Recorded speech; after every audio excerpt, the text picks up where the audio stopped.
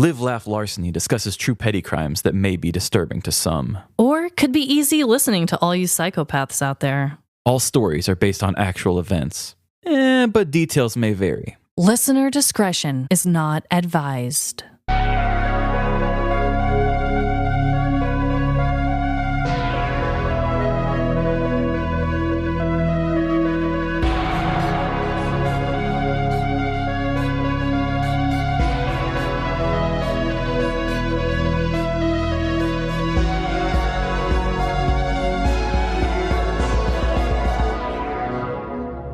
Live, Laugh. Larceny.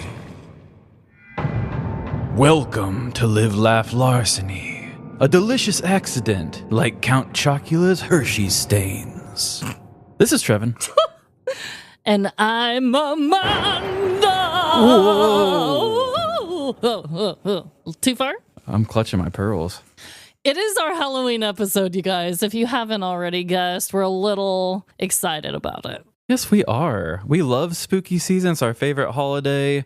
It hasn't been the easiest road to Halloween for me, but I still have high hopes that I think this is going to be a good one. Oh, absolutely. I'm just not sure in what form. Sometimes with Halloween, I know what the big Halloween event is. I'm like, the Halloween wishes come true at this thing. It all comes down to this. I did promise Emily, I said we will do some more pumpkin patchy sort of fall things. It hasn't happened yet. We're recording this pretty early, or early-ish, but I still got to find that. I'm going next weekend if you want to tag along. With friends too, right? Yeah, with Molly and her brother and their 3 kids now. It's going to be a fun little group. And my parents are going. Then we will see if I can do that. Yes, but there are so many fun pumpkin patches nearby. We always go to, it's called Carolyn's Pumpkin Patch. Yes, I took a girl there on a date one time. I regretted it halfway through. Oh. It's not Carolyn's fault. Honestly, I wish I was there with Carolyn. Carolyn herself. Yes. But yeah, we go there every year. They have wine slushies. They have really good homemade donuts. Yes. Like pumpkin donuts. Just so 10 out of 10. Yeah, they have the big corn maze too. Yes, big corn maze. They do pumpkin chucking with a cannon. Anything you could ever want to do. They have lots of barnyard animals. Don't even get me started. I'm a big fan of that. Every time I go to any of these things, if they don't have animals, I'm out. Yeah, I am out. So, Trevin. Yes. For this spooky Halloween episode, what is your dreadful dilemma? So this season, I've been seeing a lot of decorations and stuff. I did that episode with Jethro, a box of oddities, and we did the giant skeleton thing. And so my mind has been on spooky decor and Halloween stuff more lately. And kind of like when you buy a house, you start judging other people's houses because you've had to look at things that you've never had to before. Totally. So I've been thinking about the different mascots of Halloween. And one piece of imagery that's used a lot is spiders. Creepy spiders. A lot of people don't like spiders. We shared one of our listeners, Audrey. Oh, I forget. Correct that in post, if not. I shared one of their spiders for a Fur Baby Friday, and somebody said, you need a trigger warning. This isn't a fur baby. This isn't allowed. Right. And I thought it was going to be fine. They called it. They said, people may not like this, and I should have listened. That is a common fear. Yeah, and that's why it's used so much for Halloween stuff. But I realized something about spiders that I didn't realize before. Spiders are the only thing that if it has a really big butt, I actually like it less. When I look at a spider, if it has one of those big, thick asses, to me, my brain says that's going to be full of poison. That ass is poisonous. That thing is toxic. That ass is poison. I'm like, okay, I love me a good butt. I don't discriminate. They don't have to be a certain thing. But when they're big and fun, that's fun. Anything else when it has a big butt, like a corgi, when they get their bun shaved into a big butt, hilarious. I would never turn one down for having a big butt or anything. Totally. Or any other type of animal. I just can't think of any other thing else but spiders. If I see the big butt, I'm like, you are out. You're spooky and you seem more dangerous. That is a really good point. I feel like a lot of other times with animals with voluptuous asses, it kind of makes them more endearing and cutesy. But with spiders, yeah, that's where we draw the line. I'm sure it's a misconception, though. In the same way, when people say, ooh, daddy long legs are actually the most poisonous, blah, blah, blah. I'm sure it doesn't mean that you're more poisonous because you're a spider with a luscious ass. But maybe. It's just probably the American in me that thinks bigger is worse or stronger. Yeah. And so then I just think big ass spiders beware. Oof. I'm with you. I know no facts about it, but I'm with you.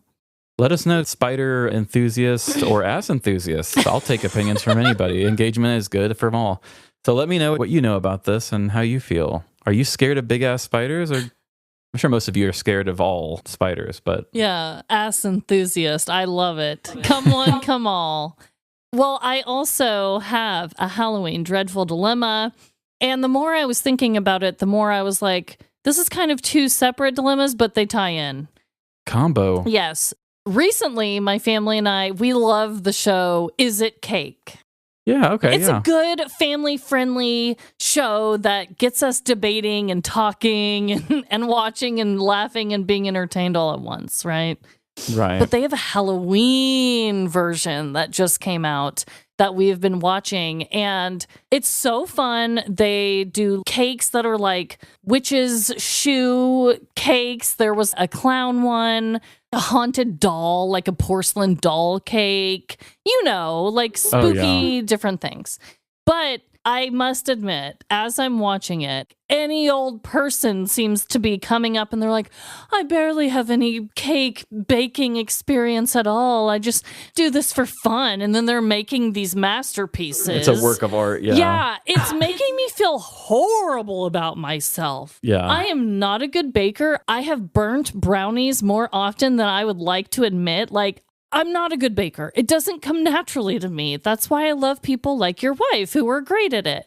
And she wouldn't even consider herself a baker. And she would never put herself on a show like that either. And she should, because there are people that are on the show that I shit you not. They're like, I was a police officer for years, but I just went in the kitchen one day and whipped something up, and now I do this all the time. And I'm like, huh? I dipped a toe in a hobby and came out a genius at it. Yeah, it's bizarre. Then the second dreadful part about it, not only does it make me feel bad about myself, but then I remembered, you idiot, you made your Halloween party all based, and it doesn't have to be baked goods. Like I put cook-off/bake-off, but I'm like, I still don't know what I'm making. Oh, I haven't thought about that either. I still don't know what I'm making. It can't be a baked good. Let's get real. It's not my specialty. Yeah, I haven't figured out what I'm going to be for Halloween either, which I know we recently just had Meredith with that dilemma. At the time of this recording, I still don't know. I won't say the one that we're thinking about doing, but I keep joking and saying that she should do one of the inflatable frog costumes from like the Portland protests, because I love all the videos of those dancing things. Oh my God. Well, I'm sure no matter what you find, it's going to be great. Thank you. And also, you're not being judged on it this year, so just have fun. I think that's probably one reason why I'm not thinking about it and it keeps sneaking up on me, because it's not on my worry list. Yeah, no worries, no problems. So for our segment today, we are going to be doing something a little bit different, and I thought it would be fun to do some Halloween polls, put them out on our social media, see what our listeners think, what they vote on, and then I don't know if we should vote first and then I tell you the percentages of what got voted on. I think we can discuss it and talk about it, and then I guess we'll see what the people say. Then we'll see if we know what's hot and if what's we're not. with the popular crowd or not. And then we'll post them again on social media with the video and see again if people agree again. Right, like do you agree with us or not? So I tried to cover movies, traditions, all the Halloween tropes. So thank you to everybody who voted on our stories.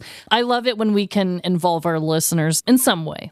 We used to not do it as much, but I'm learning that you guys like that. Yeah, they want to be included. And we're getting better at including you. Doesn't everyone just want to be included and loved? Whoa, Trevin. We do not have the rights to say that. Let's have a fun time. Let's start with the first poll, Trevin. Which spooky atmosphere do you prefer? A full moon or a foggy night? I like when they're together, but, I think I am more of a foggy night myself. See, I'm more of a full moon girly myself, just because... Yes, fog is beautiful and it's very magical and mystical and all of that great stuff. But For me, fog is almost like deep, dark, spooky water. Like you don't know what is lurking in it. Yeah. And I'm not here for it, but I love a big, full, bright full moon. The ambience of a full moon is great, especially if a full moon is landing on something cool, like Friday the 13th or Halloween night or something like that. It's very nice and it's a great ambiance or whatever. But for me, I do really like in the foggy weather, just like it almost dampens the sound of everything around because the fog can absorb some of the echoes from a distance, and it almost makes you feel a little secluded, which I understand. It's creepier that way, and you know, other things can probably get masked from you hearing it. But as a sound person, it's like that with snow too. I love stepping out and just hearing the quietness when there's a lot of snow out. I can respect that. As an audio engineer, I can appreciate your reasoning. So it looks like, Trevin, you are actually in the popular crowd with this one. Okay. 62% of our listeners said foggy night over full moon. So you're doing all right, sweetie. Don't even worry about it. And for me also, I was thinking like romantically too. That is romantic. Twilight romance, if you will. So Trevin, I think I've asked you this in the past and you were like, what? But I asked which activity, pumpkin carving or pumpkin painting? Didn't we talk about this in the past? And you're like, pumpkin painting? It does sound familiar. And I do still feel a little odd by that. Like I've seen Emily do a couple pumpkin paintings, but it still doesn't feel like it's a tradition thing to me. That feels more of just a being cute with a pumpkin thing. Yeah. Is it a tradition? It is for me now having little kids because we still do the carving. We still do them both. But they can't really participate in that as much. Yeah, they can help us design the face or the design on it, but it's not like I'm going to be like, here's a knife, kid, take a whack at it. Right. With the painting, we've been doing that a lot where they create like these tie-dye little pumpkins and we put them out on the porch. So that makes sense. But again, Trevin, I'm assuming you're going with the carving, correct? Yeah, because even as a kid in the 90s, we got those goofy little... That's true, the little Yes, yeah, saws. it's like a tiny little saw with a... They usually still always have an them. orange handle. They still have them, yeah. Oh, yeah, those. And I hated those, which is maybe why I don't like carving pumpkins that much. But still, it's how I remember it.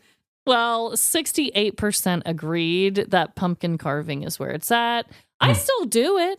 I just like to paint it because you don't have to get all the gooey, gunky seeds and nastiness on you. And that's another reason why I think technically if I were to do it with a kid, logistically, I probably would do painting these days. I'm not saying that this is what I would choose for my next generation going forward. Yeah. But I'm saying this or that in the way that I associate the two. It's like, oh, well, of course, jack-o'-lantern, that's the thing. But no, I hate the gunky stuff too. Yeah, Ew. the painting is fun. I gotta say, guys, try it out. Next one was which type of movie, slasher or supernatural? Oh, that's a hard one. I think I'm going to have to say slasher. I figured you would. And the reason why I'll say that is because I think all slashers are entertaining. Good, bad, no matter what, they're entertaining. And of course, you know, Freddy, Jason, all the big ones are just such icons. Yeah. There was such a long run in the early 2000s and 2010s of like a haunting of this and the possession of this. And none of them really stood out as a character, you know? None of them had a, who's that iconic ghost? You know, it's like, who's the iconic ghost from a haunted house movie? You know, nobody really talks about that as much. That's a good point. I'm sure there are. For me, I really liked the first Paranormal Activity. It scared the shit out of me. But then again, still not like an iconic villain at all. Yeah. There's not really like a face to that. And I'm not saying they have to have an iconic villain. It's an interesting point. What I am saying is there's just so much garbage of ghost movies that just get dumped all the time. It's hard to find the good ones that stand out. Yeah. When even if it's like, oh, I'm going to watch this slasher movie, I know that if I'm hanging out with people that are fun, even if it's the worst slasher on earth, I'm going to have a good time watching this movie. Yeah. Because there's nothing worse than like a bad horror movie that's actually just bad and not fun. That's true. I'm just going to go with supernatural because slashers scare me more. But when I really think of it, I think I've probably watched more slashers because they are like the classic horror movie, right? Oh, for sure. Especially date night type movie. At least that's what I've always thought. It's like the stereotypical, like is he going to be in the closet? And then everybody's like holding each other tight. Yeah, yes, exactly. But it looks like for once I have the majority vote. 67% voted supernatural movie over slasher. And I guess, some people who are just thinking Halloween minded, though, I mean, I get that ghosty over. Yeah, I get it. Yeah. I mean, I'm not saying anybody's wrong and I'm right here. Yeah, definitely not. To each their own.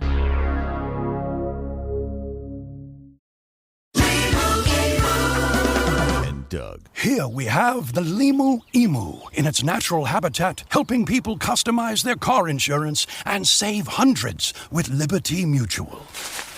Fascinating. It's accompanied by his natural ally, Doug. Limu, is that guy with the binoculars watching us? Cut the camera. They see us. Only pay for what you need at libertymutual.com. Liberty, liberty, liberty, liberty. Savings vary. Underwritten by Liberty Mutual Insurance Company and affiliates. Excludes Massachusetts.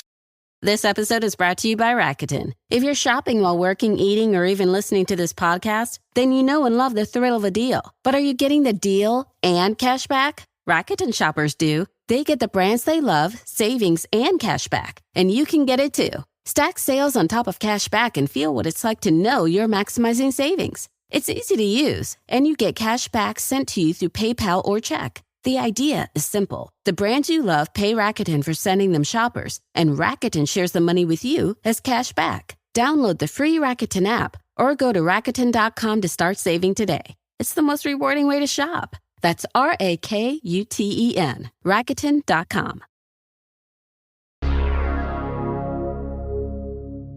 The next question was, which type of costume, cute or scary? Which I've done both over the years. I'm going to say cute because I believe cute and funny are together. Yes, I agree. I do think that the funny would fit into cute other than scary for sure.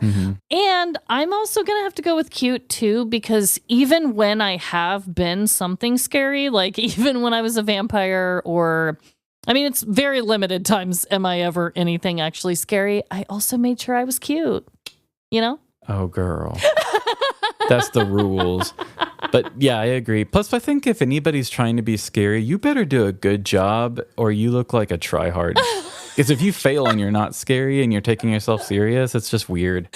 Which is so funny because 62% of people said scary over cute. And I am shook. Well, I'm going to say this. I just assume all of our listeners are very creative and you're all doing movie quality, amazing jobs. Honestly, they probably are. The thought of what you guys are wearing scares me.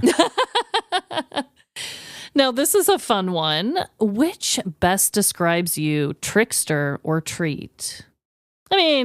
I think all of us have a little trickster and treat inside of us. Are you saying that I would prefer a treat or that I'm giving people treats? No, just which one describes you as a person better, trickster or treat?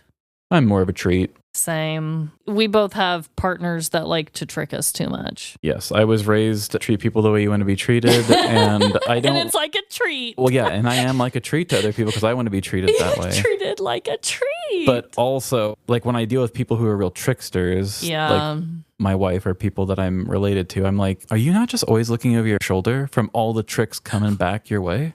Totally. I Karma. don't ask for them. Yeah. If I get them, I know that's them being a dick because I didn't ask for this. Yeah, absolutely. And it looks like 71% of people agree with us on the treat. Hell yeah. Get so some they candy. might be wearing scary costumes, but they're still treats on the inside. Good. This one might be based on your age, based on your family type. So I totally get how this can vary from person to person, but I said, which activity, trick-or-treating or haunted house? And I guess for those who aren't going trick-or-treating with a youngster, that could mean passing out candy to trick-or-treaters. That's a really hard one for me. As an adult, Emily and I have really never done trick-or-treating from this house. This doesn't get a good amount of foot traffic. Our old place didn't either. We don't have kids, but we also don't go to haunted houses either. We're more of fall-timey type things. Have you been to any of the haunted houses in the West Bottoms here in Kansas City at all, ever? Like the Beast or nope, the... I've never been to a legit haunted house before. Oh my God. You need to go just once to do it. The thing is, I don't get scared too easy, but like when I do get scared, it becomes fight or flight territory. It's really hard for me to walk that line without like either hurting somebody or running through a wall to get out. As I'm sure a lot of you can assume, I am very animated, very vocal, very terrified. Mm-hmm. I've done plenty of them in the past. I don't really think I need to go to one anytime soon. Yeah. And if I have to sit through it and be reminded that it's not real, which I know it's not real, but if something ticks that like PTSD in my brain and it triggers the spikes in my skin, yeah, I will just start hyperventilating. I feel like I can do it. It's just I would probably have to like do a lot of masking to not show that I'm worried at points when people do catch me off guard. Totally.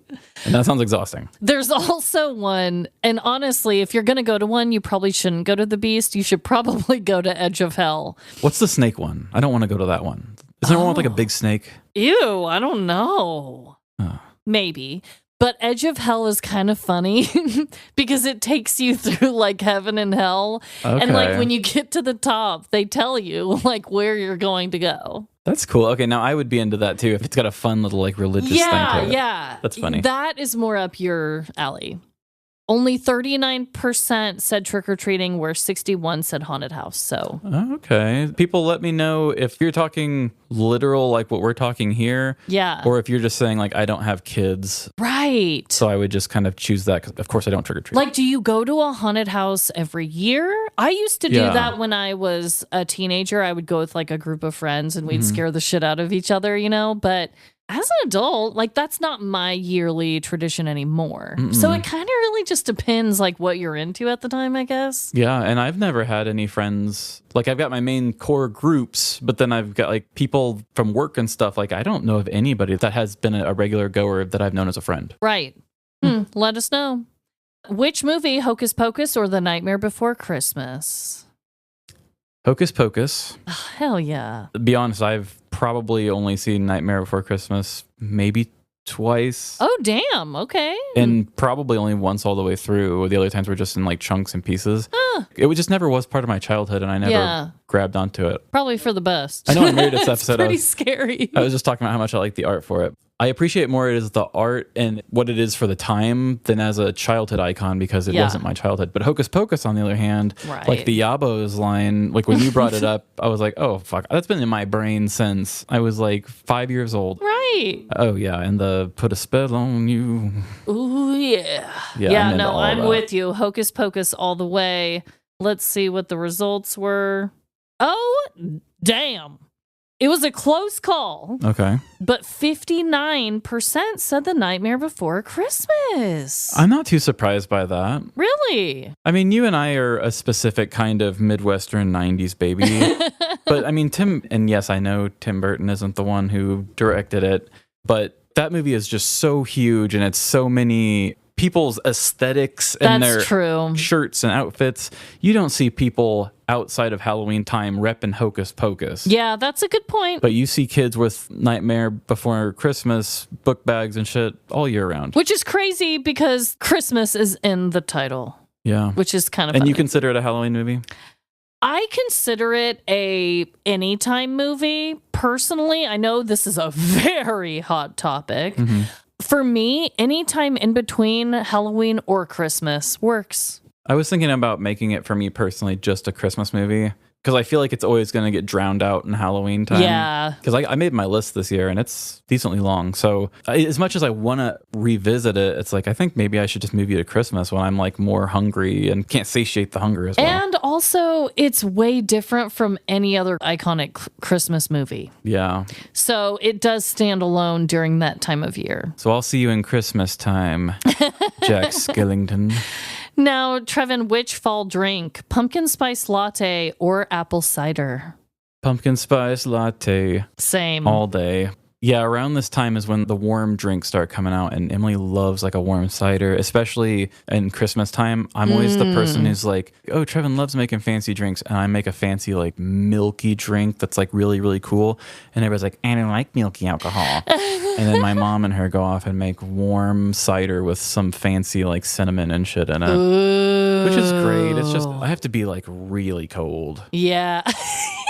Really, you have to be like frozen. Yeah, like if it's a snow day and you want to put some 151 in apple cider just on a pot and keep it warm all day and just come ladle a little bit in.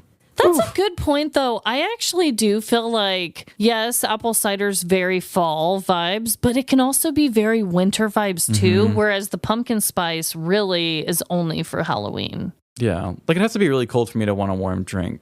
Yeah. If not, I'm always going to go iced coffee. That was a 50-50 even split. Whoa. With our listeners. So that is a hot topic. I don't know. I just feel like PSL. Yeah. PSL. We only have a few left here. What type of costume? DIY or store-bought? I've done both. I've also done combinations a lot, I must say, too, where I've bought the main part of it and then I like bedazzle it or add things myself and, you know, put my little crafty ass to work and make it better.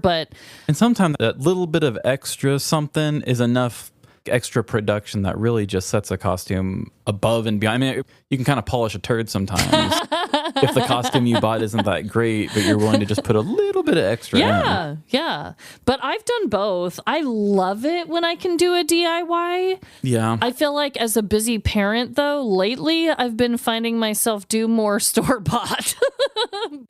I don't know. What about you? Have you ever like fully made your own costume or do you mainly just go and pick one out? I would say that I am almost exclusively DIY, and that's only because I know I can choose variations that will fit me better and be more comfortable for the night. Yeah. Because I'm one of those people who probably a neurodivergent thing, but if clothes don't fit me right or something, I can just not have any fun because I'm just too aware of how it's fitting on me. Yeah. Looking back at my past and times where I had like meltdowns as a kid that I'm like, oh, maybe that was a sign of ADHD. One of my first ones was actually on a Halloween. I was a clown one year and I wore face paint and I had to keep from touching my face all the time. And I'm a chronic face toucher. Also, I think by the end of the night, my face started to kind of dry a little bit and I wanted to itch it, but I knew I couldn't touch it. And so by the end of Halloween, little Trevin came home like crying and was just like, I hate this, I don't want to do Halloween no more. And that's always been a thing. It's like, I'm never wearing face paint. Yeah. Something I never really wanted to do. So I always do DIY. Then I can kind of make it more comfortable for myself. I think one of my favorite DIY ones was I wanted to do Nightman from It's Always Sunny in Philadelphia. Oh, yeah. I remember that. I don't go all the way DIY. Like, I'm not a person who's like sewing shit or anything. Right. But I will buy a bunch of separate things and put them together. I still consider that DIY. Okay. Because I've done that too, where like one year I wanted to be a porcelain doll and I got an old dress from the thrift store that I cut up. Then I got the ruffle socks somewhere else and made it myself. Exactly. I still consider that DIY. Yeah, like you have a vision and you put the parts together. But yeah, I'm not going to put much effort other than just like having a vision. Yeah. Instead of going and buying a costume of a ninja or something, I looked up men's karate outfits and I found a decent one that was a good price. And I found like the kind of shoes they wore. I got myself a really nice eye liner that was going to make my eyes work for the cat eye look. I bought cat eye contacts in my actual prescription. Do you still have those? Oh, Did you just wear somewhere. them once and that was it? I went to like 2 or 3 parties that year. Oh, okay. So I got some because extra you work. had Kayla's party and mine, right? I'm trying to remember. I think so. And then somebody else had a weird it was like a different group of friends' friends that invited me. You put them to good use. I was in decent shape that year too, so I was like showing a little bit of cleavage, and I think I even had like 3 brown hairs showing then.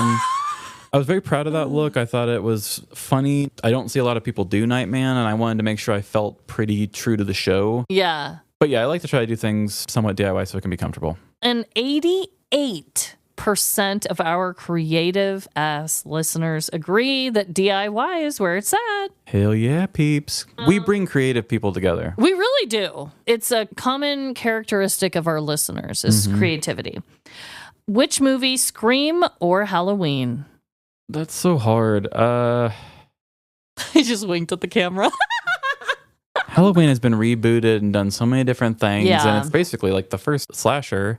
It's named after the holiday. Scream has also done a lot of them too, though. I will say if this is a Halloween themed this or that, it's going to be Halloween. Okay. I don't think I'd go out of my way to watch Scream in the October months. I think that's just a timeless horror movie that I'll watch whenever I can. I haven't watched either one of them in so long because that's just not my genre of choice. But I would probably go with Scream because I'm sorry, the Halloween guy, Mike Myers, he freaks me the fuck out.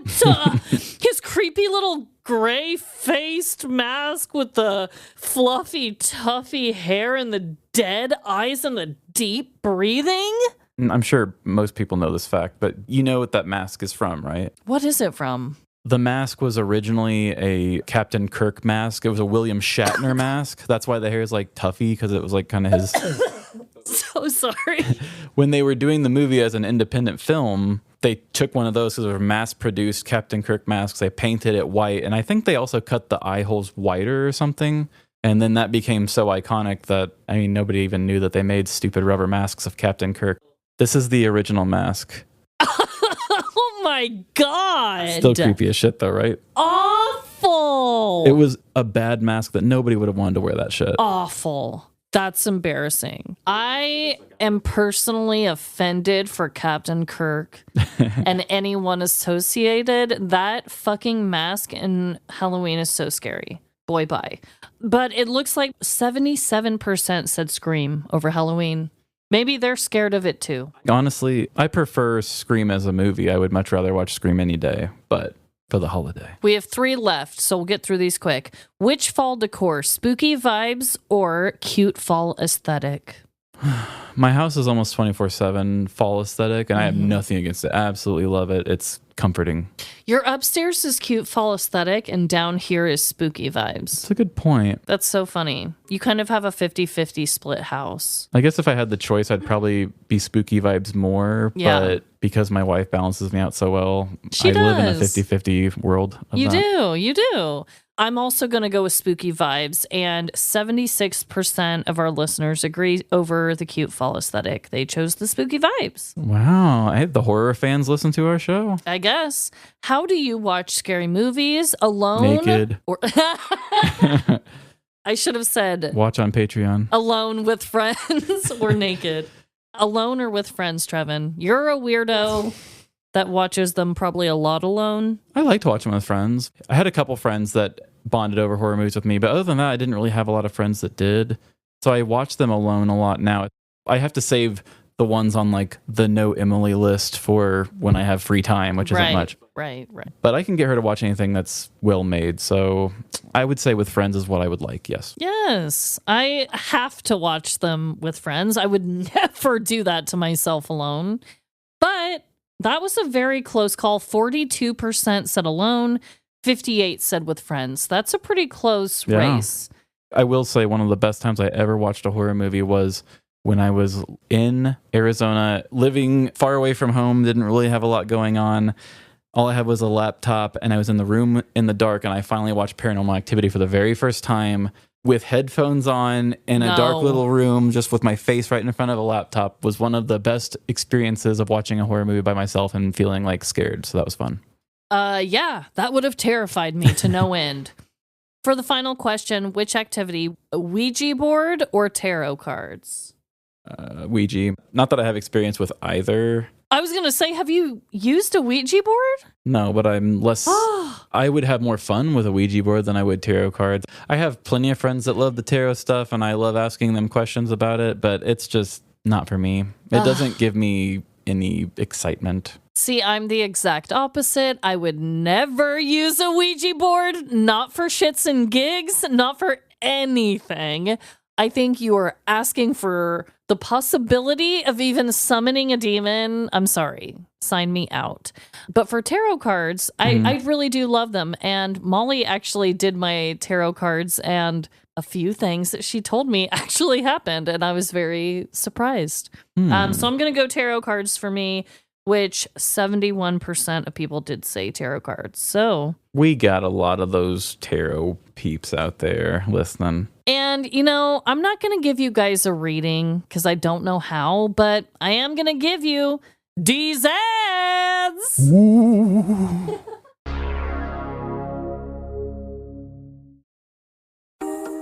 When it comes to what your family eats and drinks, you know your choices matter.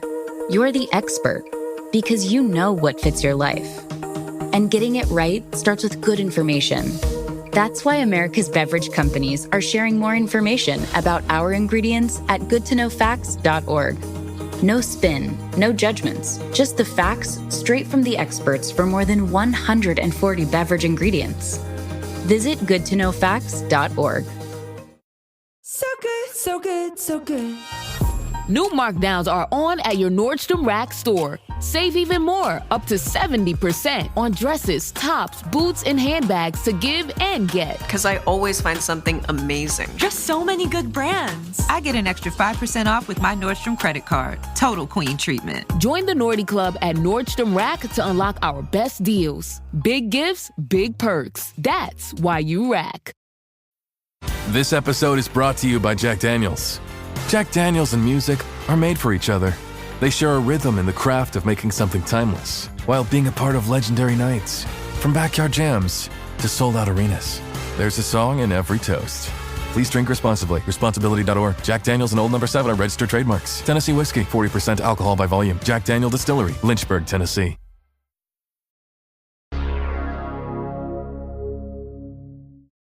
We are back. And it's my week to go first. Is that true? Yes, you get to kick off the spooky stories. How are you going to handle the pressure this year? Probably not well, Trevin. Okay. Probably not well. I might crumble, but I'm going to try my damnedest to not. This is a very different type of angle that I've ever covered from Halloween stories in the past. I really wanted to do something different, and unfortunately, sometimes when you do something a little different, there isn't a lot of news articles written about it. So, very few articles about this, extremely limited information. I don't even think that my Halloween crooks have a mugshot online for this. That's the only thing that makes me sad is when we go obscure for a good story, but then there's no picture content. I know. Therefore, I did have to use my imagination, my own creative spin on this quite a lot. But nevertheless, whatever you want to say, this Halloween crime is spooky, it's kooky, and here we go. It happens around this time each year.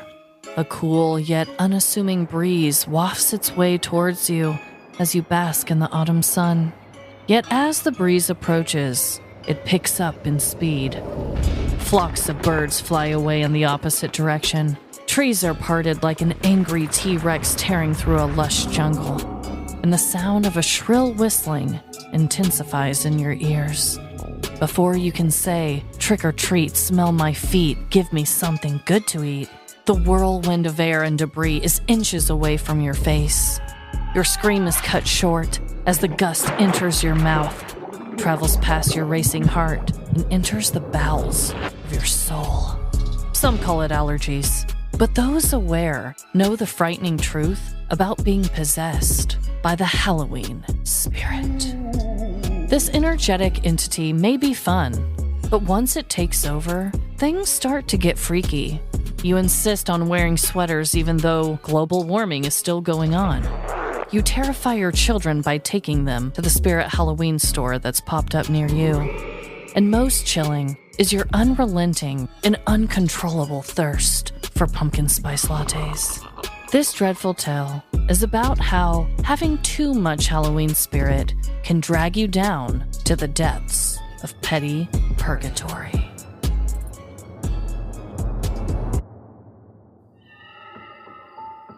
It was warm on the Wednesday night before Halloween of 2010 out in the middle of the Southern California desert. A few emergency crew members unexpectedly found themselves out in the desolate and unforgiving landscape. They were there due to a panicked 911 call placed nearby. "What are we looking for out here exactly?" the emergency responder whispered into the dense air. "There are reports of a dead body out here in the desert, boys." The officer responded, trying to sound braver than he actually was. "Wait! What's that? Up ahead!" The firefighter squealed as she focused her flashlight beam on a suspicious object in the distance. The three initial responders approached with caution and prepared for the worst. As they stepped further out into the sandy darkness, they saw what appeared to be drips of blood. "Someone should go up ahead and investigate, while myself and one of you stand back as a lookout," the emergency responder whispered like a frightened child. "Great idea. I'll stand guard with you, since I'm the only one with a weapon," the officer announced quickly as his shaky hand grabbed his holster. Fine. I'll go." The firefighter sighed as she approached the scene of the alleged crime. She squinted her eyes in the darkness, trying to make sense of the figure up ahead. Yet, once she stood directly over the victim in question, there was no mistaking what she was seeing. "What is it? Is it human, animal, or creature?" The officer chimed in with a shaking voice. It's... The firefighter's flashlight was trembling in her hand as she struggled to spew the words out. "It's a... 9 eerie hours earlier. 39-year-old Tina Hamarillo and 42-year-old Sharon Dennis were besties for years and shared a very deep and serious passion for Halloween. With only 4 days left until their favorite holiday, the Ghoul friends wanted to squeeze in as much of the Halloween spirit as possible. The pair had visited all of the local haunted attractions. Swear, for which wand will put a spell on you? They participated in every pumpkin activity, from pumpkin carving to pumpkin chucking. And today was the day of their coveted Halloween movie marathon. Tina arrived at Sharon's house with drinks and treats in hand. Soon after, the gal pals plopped down into the sofa and hit play on the first of many spooky films. They laughed through Beetlejuice, screamed through Scream, and gawked at the young Johnny Depp in Sleepy Hollow. The movie night had been a success, but Sharon could sense that something was off with Tina. "Hey girl, what's the matter? All night you seemed a bit sad. You haven't even touched your serving of candy corn," Sharon asked with concern. "Girl, no one likes candy corn. Plus, I ate my entire weight in those Rice Krispie treats you made." Tina offered up a reasonable explanation, but Sharon couldn't shake the feeling that something troubled her friend. "Still, is everything all right?" "I don't know. Maybe I've just been thinking about all the spooky seasons we've been through together. We used to be so wild and free." Sharon was taken aback. She hadn't thought of the past in quite some time. "That was also 20 years ago, Tina. Trust me, there's nothing spookier than a hangover in your 40s. Well, what if we did something other than going out and drinking then? What if we did something even more exhilarating? Tina and Sharon made ornery eye contact as mischievous grins spread across their faces. Sharon leaned in and asked calmly, "What'd you have in mind?" After driving to a few stores, the best friends had all the supplies needed for their spooktacular plan. They drove out into the desert just as the sun had set. Eventually, they found a good spot that wasn't too far from the road, but far enough away from any onlookers. They pulled over, and the two women walked around to the back of Tina's car and opened her trunk. Sharon and Tina peered down into the large compartment. "What do you call it?" Sharon questioned, examining the odd figure. "Her name is Dummy. You grab her arms and I'll grab her legs." They carried Dummy even further into the desert and dropped her heavy body into the dry ground below. "So what happened with Dummy? Did she make you mad or something? Should I be concerned here?" Sharon quizzed her friend as she gathered her breath from all the physical labor. "Oh, shut up. Help me splatter this red paint around to make her look more sinister. The friends stepped back and looked at their masterpiece. They knew it was time for the next phase of the night. Sharon and Tina hiked up a nearby hilltop and found a comfortable spot to keep Dummy within sight. Oh my god, are we really going to do this? This will be a Halloween we never forget. Tina smiled, then dialed 911 on her cell phone. 911, what's your emergency? Hi! I just stumbled upon a dead body near Barstow out here in the desert. Send all the help! Quick! Tina promptly ended the phone call, allowing the two women to expel their muffled laughter. That's the weirdest voice you could have chose. Yeah, no idea where that came from, but it got the job done. Now we sit and wait. A little while later, the sound of emergency vehicles approached as Sharon and Tina remained hidden on the hill. Looking down below, the pair peered through their binoculars to get a good look at their final act of trickery.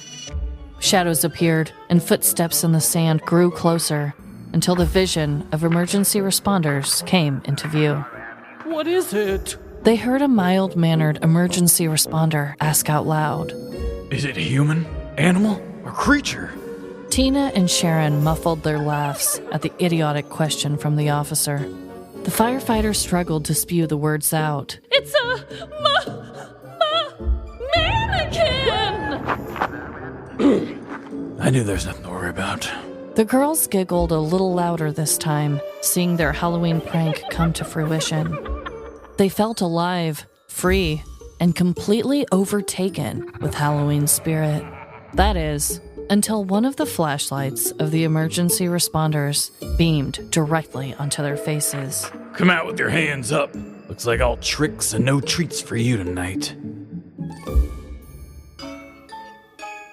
On Wednesday night of October 27th in 2010, a 911 call was placed reporting a dead body out in the Southern California desert near the town of Barstow. According to the Barstow Desert Dispatch, they said that deputies, California Highway Patrol officers, military officers from the nearby Marine base, and additional emergency responders arrived at the scene, while homicide investigators were also put on alert. Approaching the alleged crime scene, it became very clear that no one was actually harmed and that the victim was really a mannequin. Shortly after arriving, San Bernardino County Sheriff's investigators say they spotted 39-year-old Tina Jaramillo and 42-year-old Sharon Dennis sitting on top a hilltop near Interstate 40 with binoculars to watch emergency crews respond to their fake call. The women admitted to the deputies that they had planted the mannequin and placed the emergency call because it was simply a Halloween prank.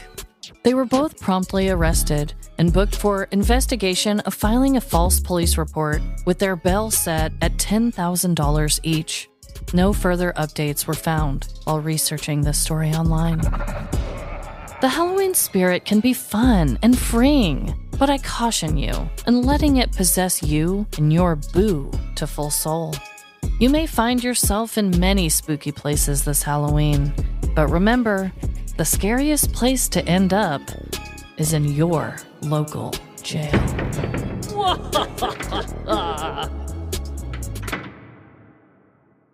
That would be a frightening place to find myself. Truly, right? Yeah. Okay.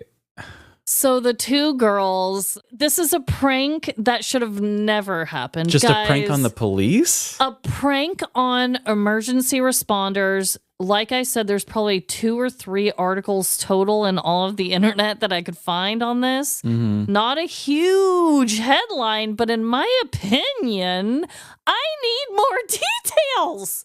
Because all I know is the age of these women and that they were pranking emergency crews sitting on the hill with binoculars watching this bullshit, giggling probably loudly enough that they were able to get caught very quickly after they arrived. And they're too old for this kind of a prank. They're too old. And that, my friend, is why I had to make some sort of a backstory where one of them was like, remember all the wild shit we used to do? Yeah. Because I'm sorry. In your 40s? You should know better. You do not put a fake mannequin and report a dead body in the desert. That is some Breaking Bad shit. You can't do that for funsies. And to call it a prank after getting caught, that just sounds like a cry for help. That's why I kind of wanted to write it, you know, kind of like those dramatic SVU or like Law and Order where it's like you see them at the crime scene, The crime right? scene starts it off. And yeah. then they have to like go and figure out what, and there's flashbacks and all sorts of shit. So I was like, okay, this is how I want to do it, because they included way more emergency responders in there than I even wrote as characters. I just Yeah. wanted to give kind of a variety. But it sounds like, you know, they said dead body in the desert, send out everyone. Everyone. And then these two little idiots. I'm sorry, girls. I love Halloween. I love Halloween spirit, but the limit does exist. What the fuck were you thinking? Giggling with binoculars on the hilltop. I still just can't get over that with the age, but I know. it reminds me, I may have briefly told this story once before. I knew a girl who, she was always just kind of, I don't know, she was always just drama and problems in one of the towns I worked in, and her and this other girl got a hold of some pot and they got really high and then decided to call the 911 to let them all know that they were just super high and all this stuff. And it just, the girl always found her way to stumble into problems. I think the way it ended up coming out, her excuse was kind of just like, oh, you know, just kind of messing with the police or whatever. And it's just like, but do you know the police personally? Why would you choose? Like, it doesn't feel like a prank if you're not pranking someone specific. Like, why would I just... Yeah. I mean, I understand a prank phone call is different, like to prank somebody who's just like a faceless victim. Yeah. I just don't understand the point of pranking police or emergency responders when, you know, they have important stuff to do. That is something only somebody who's young I know. would make that I'm not trying to mistake. be an ageist, but like, we know these things. As adults, we know that there are better things for all these people to be doing. Teen or younger, you're not really thinking of someone else's job or what that entails or wasting their time. You kind of get off on inconveniencing people. Yes, and you don't understand the seriousness of laws and stupid shit. What other things people were responsible for. Yes, but as a 40-year-old, both of them almost 40, one of them 40-something, one almost 40, you should know. You should know better. Yeah. And honestly, I think that's one of the reasons why I did it. If it was just some stupid teens, it wouldn't be as funny. But because these are like mature women, I wanted to make it so like they're really into Halloween and they have all their things, but they just wanted to do something out the box for a night. That's really all I could think. Some people just need to find that thing, you know? Just sometimes you need that itch scratched, and it happens in nostalgic times like holidays. Yeah. What do I got to do to find that magic again? You don't have to do all that. Yeah, sometimes it just comes down to a felony, you know?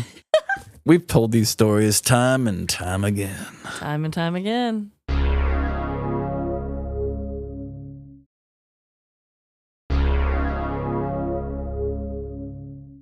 Well, this Halloween, I've got one that I feel like touches on themes that have popped up more and more over the last year or so for me, but I found a Halloween angle for it, and it's beautiful, beautiful.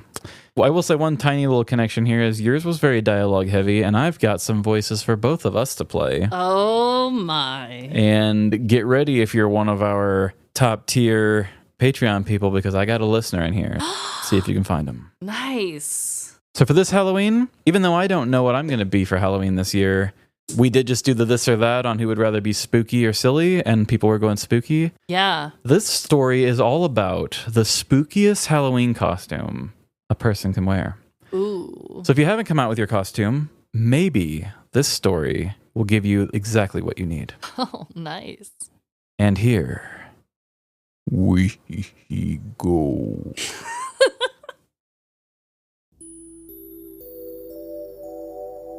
If you ask me what the most frightening Halloween costume on the market is, I'd say it's a suit. Now hear me out. We like to think we know horror. We turn our front yards into crime scenes, jump out at loved ones in the dark, and wake toddlers with grotesque masks. The jolt we get, the spike of adrenaline, it's fun. It makes us feel alive, but it fades as quickly as it came. That's safe fear, the kind you can walk away from, the kind you only visit once a year. Like Emily and I with kids, we hang around it just long enough for the fun to turn to overwhelm, then disappear for 11 months. But true fear doesn't let you leave. It lingers. It follows you home, decides what you can say, and waits for when you clock in the next morning. And in the real world, the monster isn't a demon or a vampire. It's your boss.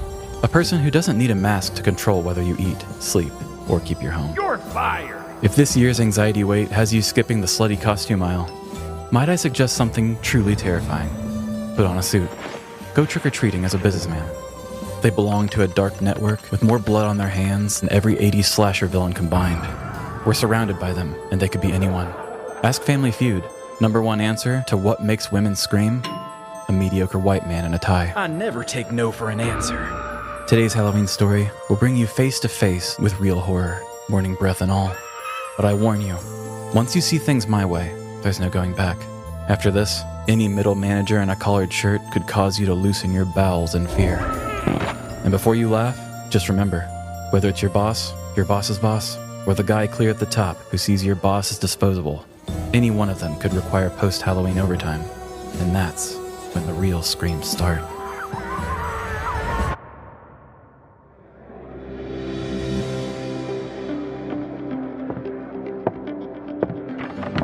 As the Assistant Director of Operations here at the Georgia Distribution Center of McKesson Pharmaceuticals, I want to thank you all for attending this mandatory October earnings town hall. Here it comes, another jerk-off fest. Dude, shut up! Because of your generous contributions, of which were forced against your will, we are pleased to announce record earnings across all of our greater McKesson portfolio. Praise Hammergren! Hail McKesson! What? Now you're clapping? Sit down! And as a special treat for your dedication, here's a pre-recorded message from CEO John Hammergren, recorded at a time more convenient for him. Hello to all of my subhuman employees, and happy Halloween! Thanks to your hard work, there are no tricks and only treats to come with today's message. With your forced labor, we were able to surpass every earnings record, allowing me to secure a $159 million pension when I retire. Thank you! Isn't it nice to see the success of your hard work? Although we've won this small battle in October, the real war lies ahead. Every year must beat the year before, or I will feel less rich. That's why, starting in November, we'll be doing away with the crushed ice machine and free creamers until growth is seen in a department that has nothing to do with your productivity. We believe this will be a great way to increase profits. Thank you for being a part of the McKesson family. Now, enjoy your Halloween parties. Ooh. Oh, I don't know what I'm doing. I am engorged with pride. Meet Bo, a warehouse worker in 2013, finally waking from a lifetime of corporate slumber. It started with the break times, 2 15s and an hour for lunch. Then 30 minutes was shaved off the meal. The vending machine slapped on a $2 surcharge for anything that wasn't exact change. Their insurance provider switched to Spirit Airlines. Respected managers quit, replaced by yes men with tenure. Their poor planning spilled into his emergencies, mandatory overtime, late nights, and beauty sleep lost. But the activist in Bo was rising. With new eyes, he saw a path forward. He could inform, he could organize, he could fight back. All he needed was to band his fellow workers together and form a union. Easier said than done. The word itself was banned inside McKesson's walls, and Bo quickly learned that corporate indoctrination was far scarier than anything the Sci-Fi Channel could dream up in October. Things started cautiously. Bo began calling marriages unions just to normalize the phrase. Congrats on your sacred union! And he joined a Gabrielle Union fan club, slipping Teamsters pamphlets into conversations about how hot she was and Bring It On. Whoa! Rules and regulations for the bosses? Timely communications? Wait, you guys get paid? Bo used the shared sexual awakening we all experienced in 2000, thanks to that hit cheerleading comedy, and turned it into a vessel for awareness. Soon, no millennial coworker could think about their first wet dream without also thinking about collective bargaining. He managed to gather a decent stack of signatures, and even a half-hearted verbal agreement from Marty. If everyone else signs, I'll sign. But the cheers from the town hall earlier told him the truth. He'd need something much more obvious than a 25-year-old movie reference. No tricks, just treats. Yeah, The only one getting a treat is this fat cat fuck with his pension. Now I'm supposed to go to a Halloween party to celebrate their generosity? Bo sat on his bed, man-spreading, face buried in his hands. He looked up at his open closet. Hanging inside was a tiny white crop top and matching panties. Peter and the rest of McKesson don't deserve to see me in my wrecking ball costume, he shouted, using the ass he'd trained all summer to push himself off the bed. With vengeance in his eyes, Bo tossed the skimpy attire to the floor and dove into his closet. Skin was off the table. He needed something bold, something powerful. And just as luck would have it, the perfect idea revealed itself from the very back. With a dramatic shaving of his Miley-inspired haircut and a quick stop at the Spirit Halloween, Bo was ready to make a statement. Happy Halloween, Marty! There are no tricks here, only treats. Now hold out your hand and receive yours. Bo, what are you doing? You're gonna get in so much trouble. Marty, call me by my name, John Hammergren, your McKesson CEO, and hold out your hand.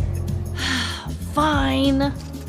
That's the only money you'll ever get without a union. Chocolate coins? Genius! Better hide those before the shift manager sees. Hey guys, you tried the punch yet? It rocks my world! Hey Chai Snack, great Michael Jackson costume. I especially love how you keep grabbing your crotch while talking. You're really cool. Marty, we just talked about calling people by their character. Chimon, that's what I'm talking about.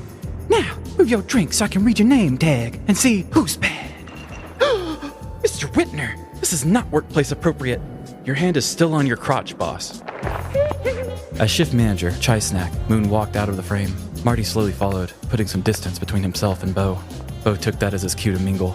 He strode across the break room, rocking a gray suit, a shaved horseshoe haircut, a briefcase, and double-bridged aviator glasses that would make Jeffrey Dahmer weep. Trusted coworkers got the fun version of his pitch. You won't get any money unless you join a union. Others asked questions, which opened perfect doors for his cause. But every time he changed spots or struck up a new conversation, Bo could feel the heat of upper management watching him. Whether it was Chai Snack and her MJ getup, ham-faced Dwight, or Ghostface Killer, they were always lurking. Once the costume contest ended and the group photo wrapped, the three managers finally formed a coalition of their own. Chai Snack stepped forward, adjusted her sequin glove, and told Bo to beat it, or they'd call the cops. Bo left the party quietly, slipping out without another word.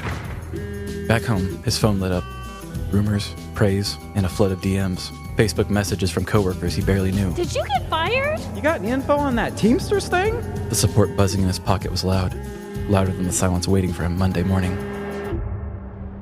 Inside the soulless warehouse, every face that had shouted, "Hell yeah," in text, now met him with a dull grimace. Eyes dropped the moment they met his. Even Marty skipped their usual morning coffee chat. Bo felt like Bruce Willis in The Sixth Sense. Ignored, invisible, clinging to coincidences that looked like connection. Until 3 hours into his shift, Chai Snack finally broke the silence. Mr. Whitner, the Assistant Director of Operations would like to speak with you privately. Bo made his way through the sea of whispering coworkers. Conversations paused as he passed, their whispers following close behind. He's getting a spanking for sure. His hands fidgeted nervously in his pockets. He knew most were on his side, but this next part, he had to face alone. At the open doorway to Peter Maxfield's office, a falsely warm voice beckoned. Mr. Whitner, come on in and shut the door behind you.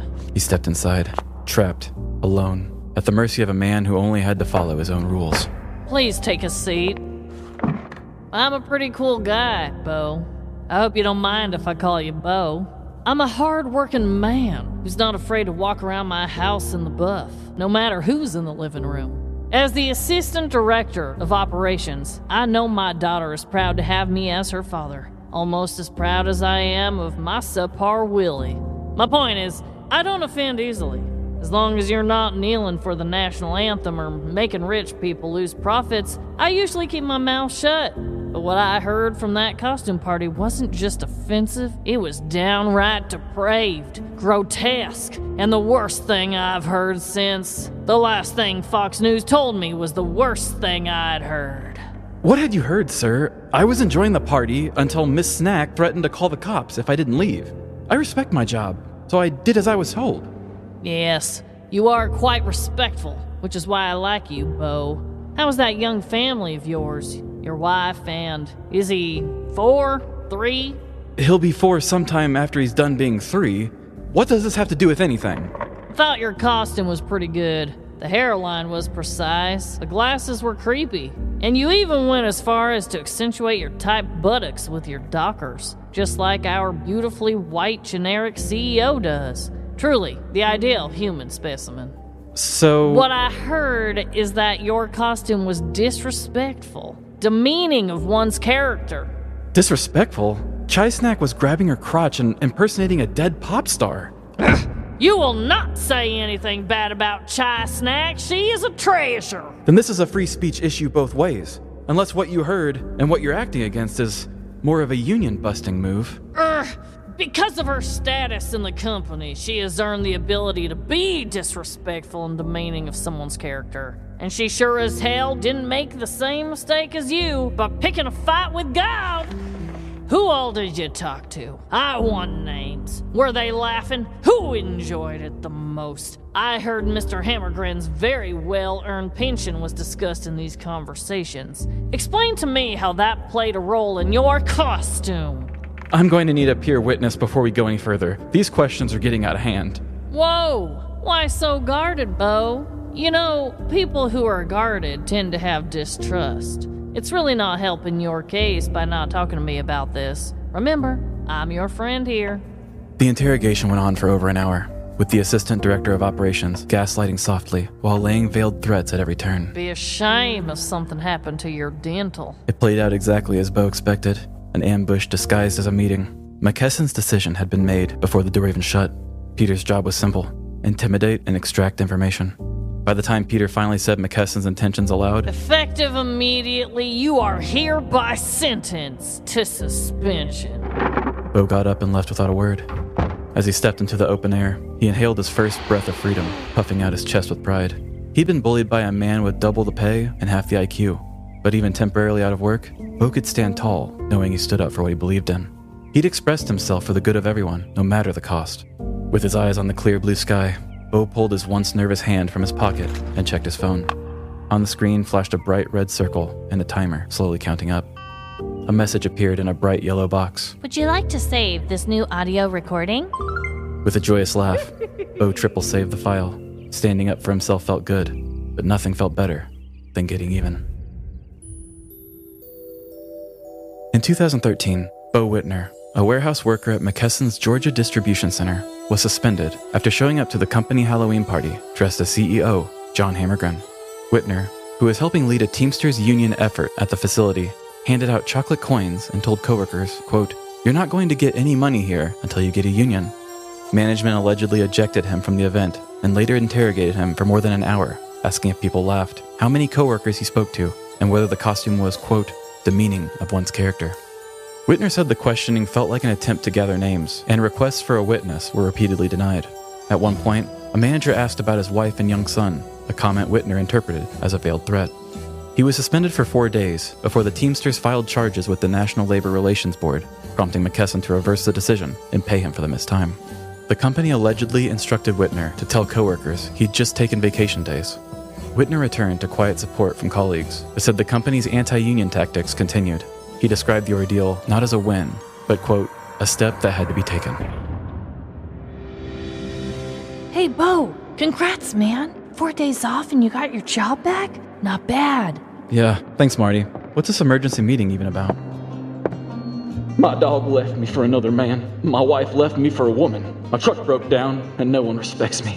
This all started when my company unionized, and if I knew what I know now, I would have fought like hell to stop everyone from making the mistake they were about to make. I'm a union survivor. Barely. This Halloween, when you're munching on candy corn and hoping for toothbrushes in your spooky-themed buckets, enjoy the thrill of spotting prop heads that look real, then savor the relief when you realize it's just a gag. Enjoy horror like a tourist, believing it has to be macabre to count as a real scare, because Monday, the true terror begins. It won't be an unexpected jump scare. You'll know exactly when it starts. Same time, same schedule, bright and early. And at the head of that hellish boardroom, your job will feel just a little less safe, thanks to the man in the scariest Halloween costume of all, a suit. I think I might have to agree. Frightening, am I right? It's frightening to see a boss man in a suit. It really is. You want to run in the opposite direction. You want to hide. You suddenly feel like you've forgotten all your tasks for that day. It's terrifying. So yeah. Yeah, you forgot how to human. Like you can't even talk good or have a small talk very well. Yeah, you forgot all the shortcut keys because they're watching you over your shoulder. Mm-hmm. It's a real problem. So yeah, I agree. I think everyone should be a businessman for Halloween and terrify us all. Thank you. So now you've figured it out. You're dropping the whole K-pop demon hunters and going to be a businessman? Yeah, the girls, my daughters and I will just be businessmen. That's what we got to do. If you and your daughters were all three dressed as businessmen, carrying briefcases and just walking towards me, I would be scared as shit. You should be. That is frightening to even picture. Like you're all just trying to look like the same man. Terrifying. So this guy, it wasn't a actual crime. This was a petty move. This whole thing was actually broken by a website called Salon, which I'm not familiar with at all. Okay. For some reason, this guy, so he did do this. All that's true. Very petty. I don't know if he was going to be Miley Cyrus. Oh, that was funny as hell. I'm not even sure that he cut his own hair into a horseshoe. Mm-hmm. The article that told the whole story. So when he recorded the whole thing, he gave it to Salon, pretty much just trying to find any website that would break it. Yeah. And Salon did. That plus the Teamsters Union thing helped and got him out of it. In the article, there's one picture from the costume contest. I guess I didn't put that in the recap. The Michael Jackson bit is real. Oh, okay. I don't know if it was a woman. And shout out to listener Chai Snack or Shy Snack. Thanks for being a felony member. You got your name in this show and you got to be the shift manager who got to be Michael Jackson. Which I can usually do a good Michael Jackson, but I kept it because it was bad, but that's not me. Not your finest work? Not my finest. Okay. The Michael Jackson thing was real, that they were in the group photo, but also in the article, he had even said a manager was there dressed as Michael Jackson and they were grabbing their crotch every time they talked. Yeah. Because I guess it was like an understanding or just something that everybody was doing where they were just kind of playing as their character. So he decided to be the CEO and then kind of like acting as him really technically wasn't a bad thing either. Man, that takes a lot of balls, though. I have to say, I cannot think of a single job, maybe even any future jobs I may or may not have in the future. Mm-hmm. I don't think I would ever dress as my boss for Halloween. Like, so many things could go wrong. I mean, he was dressing as the CEO. That's Yeah. also a little trickier because it's like my boss who's just one above me, I could dress as them and make fun of them. And the only person who's really going to get mad is if somebody who's above them feels butthurt for them. But if I'm dressing up as the big cheese and all the people above me aren't punishing me, those people might feel like it's something they should do in his honor to make him happy. And promoting a union, which we all know Yes. upper management hates. Like, have you seen the show The Office? Did you see how quickly Jan shut that shit down? But that was another thing too, is getting to see the union being like the jumping off point of what stirs this whole thing up. And I thought, okay, I don't think we've ever talked about it. And that is something that I feel like is relatable that we all know. Yeah. But being in the Midwest, especially, my last two jobs, the one you and I worked at and the one I went to afterwards, that was a bad word. You would say like the U word, like you never even say it. Mm-hmm. One of the mass firings that you were a part of, one of the people that got picked out of there was a guy that I remember he used the word. And he used said it the once. word union. And I remember he got talked to about it. Was he on that chopping block because of it? Maybe. I mean, they were very petty and they didn't have any rhyme or reason when they did that. Yeah. But yeah, my last job was like that too. So I thought, funny little thing, the Gabrielle Union thing, calling marriages That made me unions. LOL. Yeah. He was finding a way to say that dirty word out in public. Just trying to normalize it. And I thought, what a beauty. And also, I'm going to have to watch Bring It On in November. I've got enough movies to watch in October. But I was just thinking, like she was like number 4 on the call sheet, but just a movie of beautiful people. Yes. At a time for me where I was just very receptive to beautiful people. I love Kirsten Dunst. Same. And I love the career she's had now, but Oh, yeah. my editor would probably tell me that I don't need to have the reference of that and that I probably don't need to talk about it now either. But Screw your editor. yeah, screw myself and some of the notes I keep. So, for connections. Yes. We both talked about Spirit Halloween, shout out. we both kind of did, what did you call it? Like bookends? Yeah, kind of bookend. Like beginning scenes, and then we like followed it up with like a follow-up scene. And yours was the same scene just from a different angle, and mine was Yes. just like the same type of scene just happening again later. Yes, which I don't know if we've ever done that. Had a scene after a recap? I did one post credits this year. It was my Did first you? time. Okay. I don't remember It's what it was. very rare. Very rare, I feel. But yeah, I mean, obviously both Halloween tales. You said there was something else. I had a couple things here. We both mentioned candy corn, Yes. which I think I mentioned it in a bad way, and I think you did too. Same. But one thing that I thought was kind of funny is that you and I both, in our intros, our prologues, both mentioned Bowels while talking about Halloween. And that was a very last second addition. I went back and did a rewrite and thought, Bowels could go here. I even wondered if I should take that out because I was like talking about how the Halloween spirit, goes into your mouth, past your beating heart, and then into the bowels of your soul is what I said. And part of me was like, okay, this is getting a little nasty. But I left it. Yeah, and I said loosen your bowels in fear or something when I was like, we don't need to put any reference to poop in here. Like, we've got poop stories coming, I'm sure. Don't need to throw it in, but I thought, it's Might as well. Halloween. Might It's as Halloween. well. This is What an else? unhinged story for me, so fuck it. Both Halloween stories very different. We've usually covered a lot of them that take place in a spooky atmosphere, whether it be a haunted attraction or trick-or-treating or a costume party or... We kind of play off of like maybe something spooky is afoot. Yes. But this was like very much like... I mean, I guess yours was at a Halloween work party, but I don't know. It was just a very different topic and way to cover it. I don't know. Very different. I like it. Yeah. So I just hope that everyone out there is having the best Halloween week. Celebrate safely, have the best damn time, and just remember, no matter the crime, big or small, in the end, we're all doomed. Doomed to form a union. Bye. See ya. Come join our spooky crew for extra bonus content over at Patreon. And is there anything out there that you like it less when it has a big ass? There's got to be something I'm not thinking of. Tell us on social media. Find us on Facebook, Instagram, TikTok, or Threads. Live, Laugh, Larceny. And what's the scariest, pettiest act you've ever committed?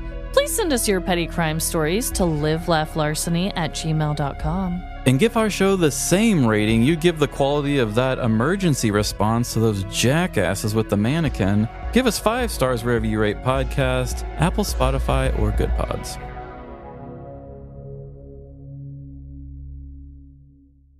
Because of your generous Don't have to be the Spangles girl, okay? Spangles.